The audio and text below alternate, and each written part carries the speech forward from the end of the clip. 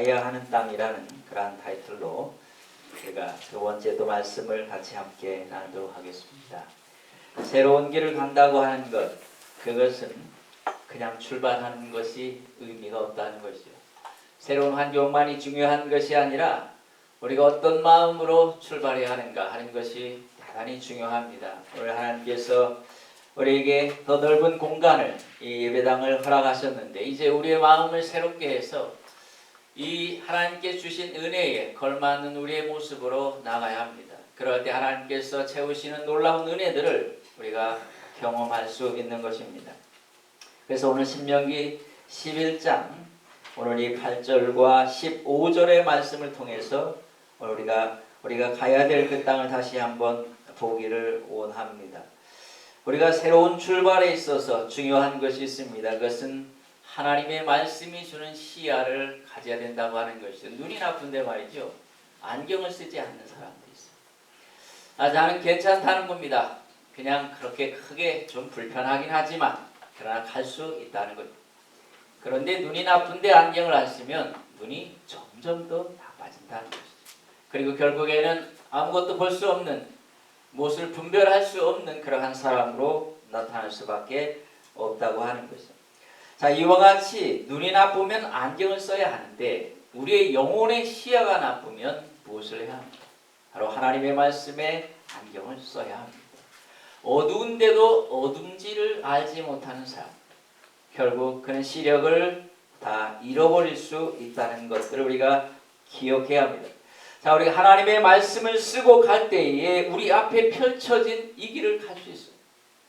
우리가 가야 되는 이 길을 하나님의 말씀의 시야에 안경을 쓰고 가면 우리 앞이 보이고 그리고 힘있고 능력있게 달려갈 수 있습니다. 하나님의 말씀의 시야를 가진 사람, 그는 그 마음속에 희망이 생기고 그리고 소망이 생기고 그 앞에 있는 어떤 환경에 그리고 사람들에게 연연하지 않아요.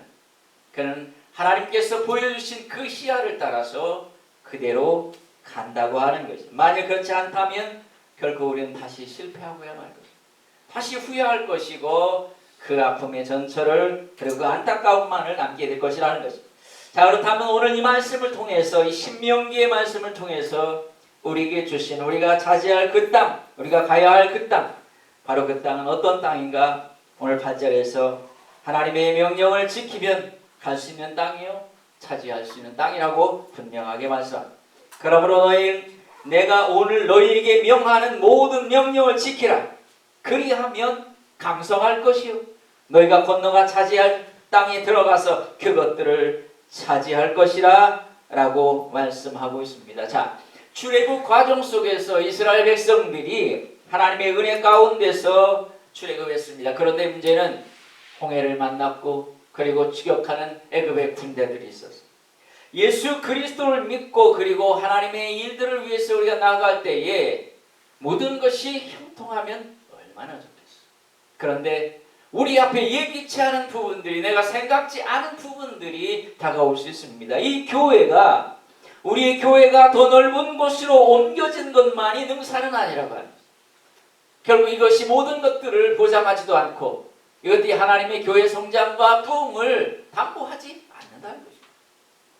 그것이 아니라 때로 어떤 때는 우리 앞에 더 힘들고 어려운 일들이, 때로 우리를 실망시킬 수 있는 일들이 우리 앞에 다가올 수 있다고 하는 것입니다. 그런데 바로 그러한 가운데서 이스라엘 백성들이 죽을 수밖에 없었지만은 하나님의 전능하신 능력의 개입이 그들에게 있었습니다. 하나님께서 홍해를 가르셨고 그리고 그 홍해 가운데 애굽의 군대들을 다 괴멸시켰어요. 애굽이 당대에 지금으로 말한다면 미국입니다. 미국을 이길 자가 어디 있냐? 미국이 망한다? 상상할 수 없는 것입니다. 어느 나라가 감히 미국을 상대해서 미국을 제압하고 미국을 무너뜨릴 수 있는가? 누구도 상상하지 않아요. 당시에도 애굽이 그랬다는 것입니다. 우리가 그 피라미드의 위용들을 봐요. 얼마나 놀라운 나라예요. 그리고 그 바로는 신으로 섬겨졌던 그런 나라입니다. 신이 통치하는, 바로 신의 아들이 통치하는 나라, 바로 그 나라가 애굽이었다고 하는 거죠. 그런데 이 애굽이 어떻게 되었는가? 바로 그 하나님의 그 놀라운 역사로 말미암아서 그 홍해에서 그 애굽의 군대들이, 그 강력한 군대들이 괴멸됐어요. 그리고 그 이후에 해양 민족이었던 이 블레셋의 침공으로 그냥 무너져 버리고 말았어요. 그 애굽의 정권이 다 무너지고 말았어요. 상상할 수도 없는 일이었어요. 어떻게 이런 일이 벌어졌는가? 바로 그 홍해에서 애굽의 군대들이, 이스라엘 백성들을 추격하던 그 애굽의 군대들이 괴멸된 것들이 얼마나 그 애굽에게 충격적이고 엄청난 일이었는가 하는 것입니다. 한 나라가 조그만 세력에 무너질 만큼 그렇게 다 철저하게 무너졌던 것들이 홍해의 역사고, 그리고 바로 그것이 역사 속에서 실제적으로 그 이후에 이 애굽이 무너지는 것들을 통해서, 이 블레셋의 침공으로 무너지는 것을 통해서 역사 속에서 입증되고 있다고 하는 거죠. 자, 모세는 말씀합니다. 그러므로 너희는 내가 오늘날 너에게 명하는 명령을 지키라 라고 말씀하고 있습니다. 그리하면 너희가 강성할 것이라 라고 말씀하고 있습니다. 자, 문맥상으로 본다면은 하나님의 말씀을 순종하고 그 말씀을 지키는 것, 그것이 홍해를 가르셨던 하나님의 놀라운 역사를 지금 우리의 삶에 재현한 것이라. 왜 삶에 왜 기적이 안 일어날까? 하나님의 말씀 앞에 철저한 순종이 기울어져 있어요. 우리는 취사 선택을 해요. 내가 지키고 싶은 것, 또 내게 감동을 주는 것, 바로 그 하나님의 말씀만 내가 지키려고 합니다.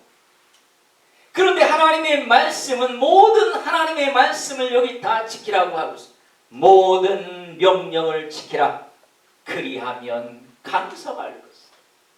하나님의 말씀을 지키는 것과 그가 형통하고 그가 부응하는 것과 뗄래야 뗄 수 없는 것이라니 하나라는 것이다.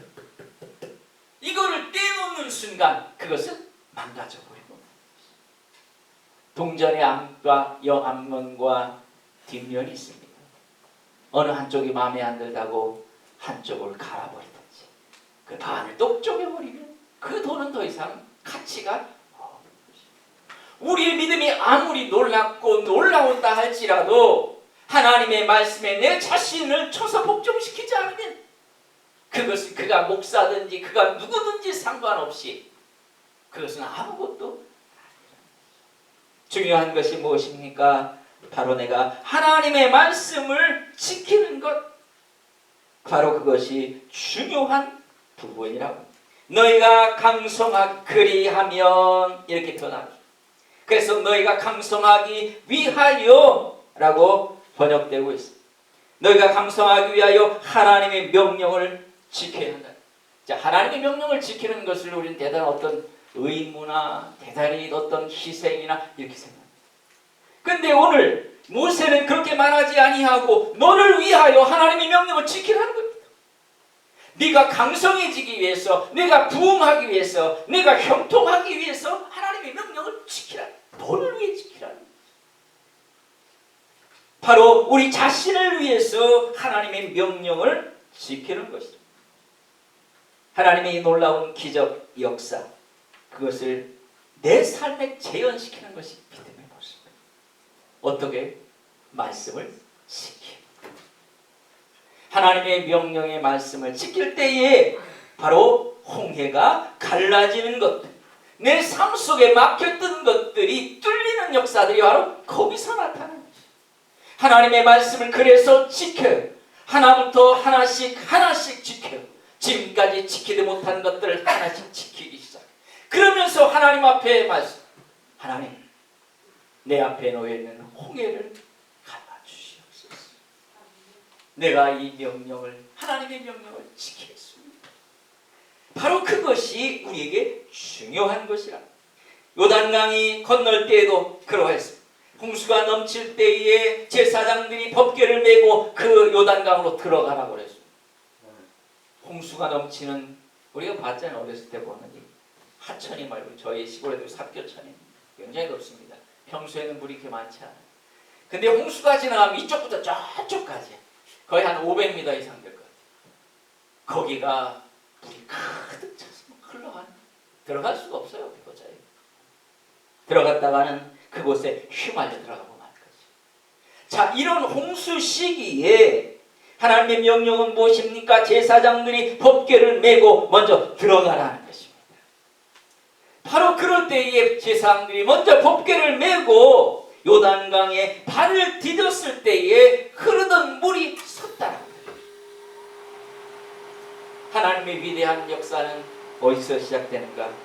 다른 것이 아니라 내가 하나님의 말씀을 지키는 것이에요. 능력을 체험하고 싶으면 말씀을 지켜요. 여기는 목사도 말씀을 지키지 않으면 아무 능력이 없어요. 사기꾼에 지나지 않는가? 내가 하나님의 말씀을 지켜야 나도 목사가 될 수 있고 성도가 될 수 있고 하나님의 백성이 되는 것이라는 거죠. 우리 모두가 하나님의 명령을 지킬 때에 우리 앞에 홍수가 그 홍해가 갈라지고 여리고성이 무너지는, 여리고성도 하루 한 바퀴씩 돌다가 마지막 날 일곱째 날 7바퀴 돌아. 이게 무슨 애들 장난도 아니에요. 도무지 현실과 맞지 않는 것이었지만 그것이 하나님의 명령이니까 이 사람들이 하루 한 바퀴씩 돌았어요. 그리고 마지막 날 7바퀴 돌았어요. 그 여리고성 안에 있었던 이 사람들이 보고서 이 희한한 사람들이 장난하나 뭐하나 라고 그렇게 생각했을 것이죠. 그러나 그렇게 돌았을 때에 여리고성이 다 무너져 버렸어요. 실제적으로 여리고성을 보면 한순간에 이렇게 다 무너져 있어요. 여리고성의 그 고고학적인 발굴들을 보면 한순간에 다 안쪽으로 이렇게 다 폭삭 주저앉았어요. 그들이 7바퀴를 돌았을 때 하나님께서 그 성을, 그 견고한 성, 이중입니다. 이게 3m씩 돼서 두께가 말이죠. 이게 안에 있고 그 옆에 또 있어요. 그래서 이걸 넘더라 하더라도 여기에 또 견고한 성이 또 있는 게 이중으로 넘을 수 없어요. 무너지지도 않아요. 도무지 무너질 수 없는 이 난공불락에서 오죽하면 이스라엘 백성들이 그거 정찰 나갔다가 보고 와서 우리는 메뚜기 되어 왔습니다. 넘을 수 없다는 거예요. 현실적으로. 그러나 그들이 믿음으로 돌았을 때 놀라운 기적의 역사가, 우리가요 하나님 말씀 지키는 것들을 굉장히 가치를 둬야 돼요. 삶에서. 우리 많은 성도들이 이걸 별것도 아닌 것까지 생각해요. 하나님의 말씀을 하나 지켰을 때에 우리가 그 말씀을 지킨 그 가치는 말로 형언할 수 없는 것들이죠. 여러분의 신앙이 자라고 싶나요? 우리가 말씀을 지켜야 돼요. 말씀, 한 말씀 한 말씀. 어떤 선교사가 모슬렘 지역에 가서 말씀을 전했습니다. 그분을 리튼 푸드라고 하는 미국의 유명한 목사님이 아프리카의 다카 공항에서 그분을 만났어요. 그분과 이야기하다가 회교 지역 모슬렘 지역에서 선교를 한다고 하니까 귀한 분이시고 힘든 데 가서 말씀 전하시네 하고 이야기를 나누면서 몇 년 됐습니까? 예, 10년 됐습니다. 그래요? 그러면 몇 분이나 예수님 앞에 돌아왔습니까? 기대를 가지고 물어봤어요. 그랬더니 이분이 2명입니다. 그래서 이 목사님이 하도 어이가 없어서 2명밖에 10년 동안 못했는데 왜 선교사님은 거기서 계십니까? 라고 그랬어요. 그랬을 때에 그가 이렇게 됐습니다. 말했습니다. 이곳에 왜 있냐고요? 그것은 예수 그리스도께서 나를 이곳에 두셨기 때문입니다. 그 이유 하나만으로 저는 여기를 없습니다. 그는 이 경험을 표현하기를 자신의 인생 속에서 가장 놀라운 간증이었다. 내가 만났던 가장 놀라운 사람이다라고 말했다. 오늘 여러분 우리가 하나님의 말씀을 지키는 데 있어서 때로는 힘들 것도 있고 어려운 것도 있고 아니면 그만두어도 될 것 같은 상황들도 있지만 그러나 우리가 하나님의 말씀을 지키고 하나님께서 우리에게 주신 그 삶 이게 사실 하나님 앞에 설 때야 우리가 알 거예요. 주 앞에 서면 우리가 하나님의 교회를 이 힘든 교회를 힘있고 그리고 어려워도 섬기고 나갔던 그 모든 것들, 그것들이 얼마나 귀한 순간들이었다는 것들을 우리가 하나님 앞에 설 때에 알게 될 것이라고 합니다. 오늘 여러분 하나님의 말씀에 순종함으로 여러분의 삶의 기적이 일어나시기를 주의 이름으로 축원합니다. 자, 두 번째로 아버지가 친히 지으시는 땅이라라고 10절 11절 내가 들어가 차지하려는 땅은 네가 나온 애굽 땅과 같지 아니하니 거기서 너희가 파종한 후에 발로 물대기를 제소밭에 댐과 같이 하였거니 너희가 건너가서 차지할 땅은 산과 골짜기가 있어서 하늘에서 내리는 비를 흡수하는 땅이요. 애굽 땅과 이스라엘 백성이 들어갈 가나안 땅의 차이를 보여주고 있습니다. 애굽 땅은 어떤 땅인가? 너희가 파종한 후에 발로 제소밭에 댐과 같이 하였다. 이것은 나일강의 물을 말이죠. 이 밭으로 끌어올리기 위해서 수차를 돌리는 거죠. 계속 돌리고 그 위에 가서 발로 이렇게 계속 걸어가요. 그렇게 해서 이 수차를 돌립니다. 이들은 힘겹게 노동을 했습니다. 이거 한 사람들이 대부분 누구인가? 노예들입니다. 그리고 하나님의 백성, 이스라엘 백성들이 그것을 했습니다. 결국 그 땅은 어떤 땅인가? 노예의 삶을 살아갈 수밖에 없는 땅. 힘겹게 바로 밭에 물이 차도록 힘겹게 노동해야만 살아갈 수 있는 바로 그 땅. 그런데 오늘 이 애굽 땅은 그러한데 이스라엘 땅, 이제 하나님께서 인도하신 이 땅은 어떤 땅인가? 물댈 필요가 없어요. 이 땅은 하늘에서 비가 내리고 그리고 그 땅이 물을 흡수하는 땅. 결국 어떤 땅입니까? 하나님께서 친히 농사지으시는 땅. 하늘에서 비가 내려 때가 되면 비가 내리는 그러한 땅이라고 표현하고 있습니다. 이것은 비를 내려주셔야만 이스라엘이 살아갈 수 있는 땅이라는 것입니다. 늘 우리가 기억해야 돼요. 우리가 하나님의 은혜로 살아갑니다라고 고백할 때에 하나님께서 은혜를 주셔야만 살 수 있는 땅이라는 것을 잊어버리고 있습니다. 하나님께서 내게 적절한 때와 그 장소 속에서 하나님께서 친히 공급하시는 그 은혜가 물이 존재하지 않으면 살아갈 수 없는 땅. 이번에 뉴욕교회 갔더니 그런 얘기들을 예전에 별로 열심히 없었던 분들이 한 10년 후에 가보니까 굉장히 열심히 하는 사람들. 동재란 집사님 저는 오면서 그런 얘기를 하는 거죠. 그때는 전에 10몇 년 전에 뉴욕에 있을 때는 그때는 그저 주일 예배만 왔다가 뭐 아무것도 이발로 하지 않고 그렇게 했던 사람들. 지금 10년이 지난 후에 가보니까 앞에서 열정적으로 정말 아름다운 모습으로 변화된 그런 사람들이 많이 있는 것을 보고 왔다라고 말하고 있는 것을 볼 수가 있습니다. 오늘 여러분이 우리가 이스라엘 백성이 들어갈 이 가나안 땅 전적으로 하나님과의 관계가 유지될 때에는 의미와 가치가 있습니다. 여러분 그걸 알아야 돼요. 내가 예수 그리스도와 관계가 깊어지고 하나님을 섬기는 것과 깊이 관련되어 있고 그렇게 살아갈 때에만 의미가 있어요. 그렇지 않으면 가치가 없어요. 전에 우리가 하나님의 형상이라는 의미를 제가 한번 가르친 적이 있어요.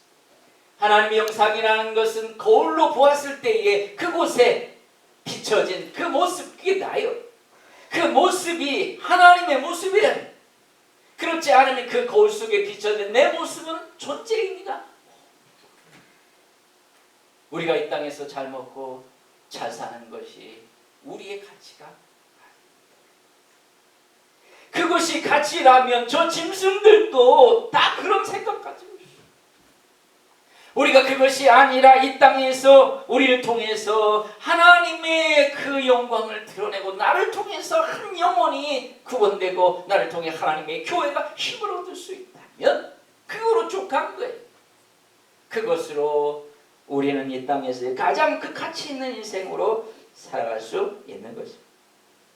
밤새 주님을 떠나서 고기를 잡았습니까? 못 잡았습니까? 한 마리도 못 잡았어요. 어찌 그 노련했던 어부들이 한 마리도 못 잡았겠어요. 가르쳐주고자 하는 교훈이 있었기 때문에 그것은 나를 떠나서는 너희가 아무것도 없어. 그리스도인들이 헛된 일을 하면 안 돼. 쓸데없는 일. 주님을 떠나서 뭔가를 해볼 수 있다고 생각하는 이 헛된 망상들을 버려야 돼. 제가 분명하게 이야기하길 예수 그리스도를 떠나서는 주님과 관련된 것들을 떠나서 아무것도 없습니다. 우리는 이미 출애굽한 사람들, 돌아갈 수 없어요. 저 애굽으로 돌아갈 수 없는 바로 그러한 사람들이라고 합니다. 역경과 그러한 어려움이 있어도 바로 비결은 나를 포기하고 하나님만 있습니다. 그리스도인들이 너무 걱정이 많은 사실들. 웬 걱정도 이렇게 많은지. 이스라엘 백성들이 그 광야를 걸어가면서 사실 걱정할 건 하나도 없었어요. 하나님께서 만나와 메추라기를 아침 저녁으로 주셨어요. 그리고 목이 많으면 바위 쳐서 세민하게 했어요. 밤이 되면은 불기둥으로 따뜻하게 했어요. 낮에는 어떻게 했습니까? 구름기둥으로 시원하게 했어요. 어떤 분은 그렇게 표현합니다. 광야의 생활은 마치 호텔과 같은. 어떻게 더 이상 잘하냐 하나님께서. 여러분이요, 여러분의 인생 속에서 여러분에게 펼쳐진 주변의 환경들이 힘들다고 하지만, 그러나 내가 하나님을 향하여 서 있는 모습에 비하면 이건 은혜요 파격이에요. 저는 그렇게 생각해요. 주여, 제가 어떤 때는 이 교회를 섬기면서 또 다른 교회 사목사들을 만나면서 좀 위축될 때가 솔직히 있어요. 그런데 저는 그렇게 생각합니다. 내가 하나님 앞에 섰을 때에 과연 저 사람보다 작을까? 라고 생각하면 다시 힘을 내고 용기를 낼 수 있는 거죠. 오늘 우리가 바로 하나님께서 주시는 그 은혜, 그것을 힘입어서 앞을 향해 나아가시는 여러분 되시기를 주의 이름으로 축원합니다. 세 번째, 하나님의 특별한 관심이 쏟아질 땅이라고 12절에 네 하나님 여호와께서 돌아봐 주시는 땅이라. 연초부터 연말까지 내 하나님 여호와의 눈이 항상 그 위에 있느니라. 돌보아 주시는 두 가지 의미가 있어요. 원문에 보면 정성스럽게 밟는다라는 거예요. 다시 말해서 하나님께서 이스라엘 백성들을 위해 들어갈 그 땅을 정성스럽게 다져 놓으셨다는 거죠. 하나님의 백성들이 걸어갈 땅은 질퍽하고 무너질 수 있는 그런 땅이에요. 내가 가장 살아가기에 합당한 곳으로 하나님께서 만들어주셨어요. 그래서 그것을 믿고 가는 거예요. 하나님의 백성들이 이 담대함을 믿고 가야 합니다. 또 한 가지 뜻이 있습니다. 그것은 염려함으로 찾는이라는 의미가 있습니다. 바로 이 표현은 철부지 아이를, 자식을 아비가 염려하는 그 상태를 표현합니다. 하나님께서 우리가 처한 모든 상황과 우리의 모든 모습과 이것들에 대하여 아비의 심정으로 바라보고 계십니다. 그리고 내게 가장 합당한 은혜들을 허락하실 것입니다. 지금의 이 상황이 아니면 하나님께서 우리가 하나님 앞에 온전히 서지 않아요. 힘들고 어려운 이 상황 때문에 내가 겸손해지고 내가 하나님 앞에 서는 것입니다. 그렇지 않다면 우리는 교만해져서 다른 것들을 내가 모아놓았던 재산들과 나의 지식과 다른 것들을 하나님으로 섬기고 있을 것입니다. 오늘 하나님께서 우리를 불쌍히 여기십니다. 사실 너나 할 것 없이 저도 그렇고 하나님의 입장에서 오면 철딱서리 없는 자식 것 같은 것입니다. 우리가 얼마나 철이 없는지, 뭔가 좀 나으면 기고만장하다가 좀 뭔가 안 되면 다시 기가 죽어가지고 어쩔 줄 몰라 하는 거예요. 그런데 여러분, 이런 우리를 향한 하나님의 이 모습은 철부지 자식을 향한 심정, 매를 들다가도 또 우리에게 하나님께서 다시 우리의 미래를 다듬어 주시고 그리고 다시 염려하시는 분이 하나님이십니다. 자식은 말이죠, 달래 자식이 아니라 버릴 수 없어요. 이걸 잘하든 못하든 버릴 수가 없어요. 왜냐하면 사랑하기 때문에 버릴 수가 없어요. 버릴 수가 없어요. 예수 그리스도를 믿는다는 것은 바로 그것을 말해요. 하나님이 여러분을 버릴 수가 없어요. 하나님께서 염려하시고 때로 매를 들다가도 다시 다듬어 주시고 다시 세워주시고 다시 희망을 주시는 이유가 바로 거기에 있는 것이라고. 이스라엘 백성이 들어갈 땅, 그 땅은 하나님의 손길이 미치지 않습니다. 그러므로 어느 것 하나 내세울 것이 없다. 여러분 다른 거 부러워하지 말아요. 옆에 사람 뭐 돈 많고 뭐 많고 그거 부러워하지 마요. 그 사람이 믿음이 좋고 정말 하나님을 아름답게 했으면 그거 부러워해요. 그게 진짜거든. 바로 그 사람이 존귀한 사람이에요. 엉뚱한 사람 쫓아다니는 거예요. 나폴레옹의 군대가 적국을 통과할 때에 예수님을 잘 믿는 과부가 그 아이와 함께 살고 있었는데 걱정이 됐어. 이 적군이 들어와서 우리 모두를 다 죽이고 우리 모두를 태우지 않을까 집을. 그래서 그 밤에 아이들을 모아놓고 기도했습니다. 하나님, 우리 집 주위에 성벽을 쌓아서 저 적들이 우리를 해하지 못하도록 지켜주시옵소서. 그러면서 아이한테 그랬어요. 얘야, 엄마가 기도하는 의미가 뭔지 아냐? 그 애들이 몰라요. 그래, 내일 한번 보자. 그게 무슨 의미인지. 아이들이 기도가 마친 후에 잠자리에 들었어요. 아침에 일어나 보니까 사실 밤 사이에 눈보라가 쳤어요. 그래서 이 작은 집이 눈으로 다 덮여버렸어요. 그래서 이 나폴레옹 군대가 그 집이 있는지도 지나갔습니다. 엄마가 말했습니다. 하나님께서 밤새 우리 집을 지키셨다. 오늘 여러분 우리의 담대함이 바로 그것입니다. 아무리 힘들어도 하나님께서 여러분을 지킬 거예요. 저를 지키셨듯이 여러분을 지키고 우리 교회를 지키고 바로 그렇게 지키셨죠. 마지막으로 간단하게 우리 14절 이른 비와 늦은 비를 내리는 땅이라 말씀합니다. 이른 비는 가을에 내리는 비고 그리고 늦은 비는 봄에 내리는 비라고 할 수 있어요. 근데 이스라엘은 평소에는 비가 안 와요. 그러다가 이때가 되면 비가 오시는 거예요. 여기 보면 여호와께서 내리시는 라는 표현을 원문에 보니까 이렇게 써 있어요. 내가 줄 것이다. 이렇게 써 있어요. 다시 말해서 한글 성경은 여호와께서라고 번역했는데 원래 원문에는 내가 이렇게 있어요. 왜 내가라고 썼느냐? 이유가 있습니다. 그것은 나는 너에게 친근한 자라. 그리고 또 한 가지는 이것은 우연이 아니라 내가 너에게 주는 선물이라 하는 것을 말하기 위해서 여호와라는 표현을 원문에 쓰지 않고 그냥 내가 너를 지켰다 이렇게 나오는 거예요. 하나님께서 바로 우리에게 친근하게 다가오실 뿐만 아니라 우리에게 필요한 때에 늦은 비와 이른 비를 주십니다. 여러분 힘들어도 하나님의 은혜의 선물이 내린 땅입니다. 믿음으로 걸어가는 말이죠. 하나님께서 뜻밖의 선물을 주셔요.